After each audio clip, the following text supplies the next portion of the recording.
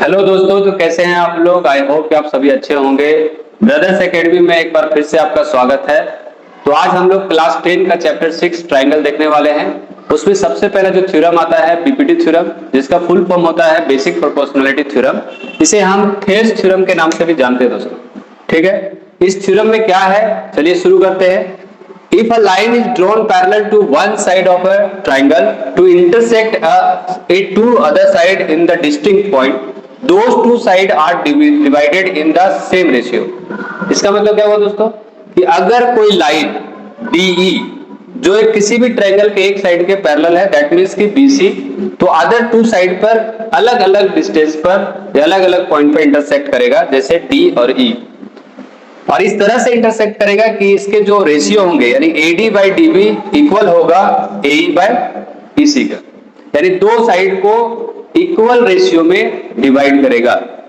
तो चलिए प्रूव करते हैं। तो हमें प्रूव करना है AD by DB is equal to AE by EC।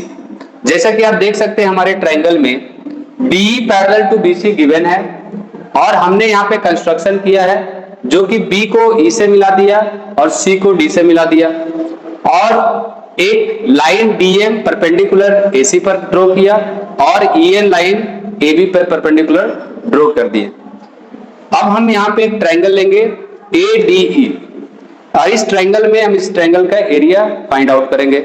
So triangle का एरिया क्या होता है दोस्तों, half into base into height. और इस ट्रायंगल के ADE में हम AD को बेस मानेंगे और EN को यहाँ पे परपेंडिकुलर हाइट मानेंगे।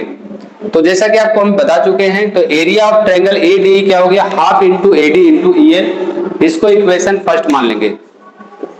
अब ट्रायंगल लेंगे BDE जिसमें इसका बेस को हम BD मानेंगे और इसमें भी परपेंडिकुलर जो लाइन होगा वो हो जाएगा EN। इसलिए इसका भी एरिया क्या हो जाएगा, half into DB into EN। इसको हम इक्वेशन सेकंड मान लेंगे।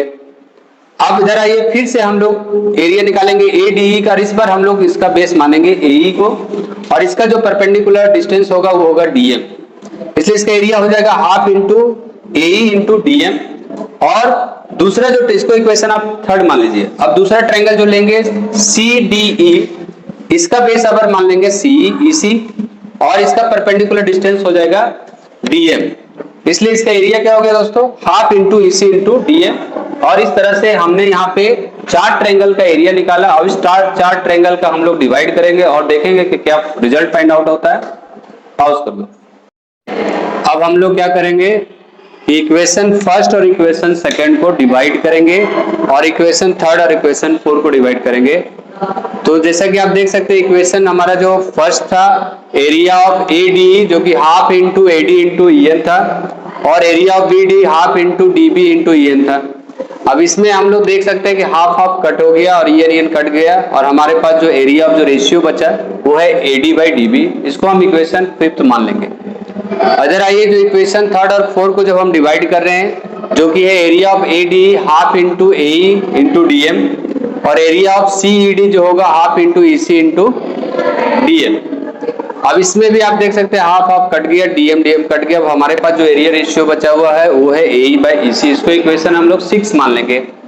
बट हम लोग को पता है, प्रीवियस क्लास में हम लोग पढ़ चुके हैं कि अगर एक ही बेस पर दो ट्रायंगल बन रहा है और वो दो पैरेलल लाइन के अंडर में है तो उस दोनों का जो ट्रायंगल का एरिया होगा वो दोनों बराबर होगा। बट हम लोग जानते हैं कि जो एक ही बेस पे दो ट्रायंगल और एक पैरेलल लाइन के अंडर में जब दो ट्रायंगल होता है तो उसका एरिया सेम हो जाता है। इसलिए एरिया ऑफ BDE और एरिया ऑफ CD बराबर। ऐसा हम लोगों ने क्यों किया, जैसा कि आप लोग को इधर दिख रहा है कि यहाँ पे RHS और इस साइड इक्वेशन 6 का RHS को बराबर करना ये तभी पॉसिबल है जब इसका LHS बराबर होगा।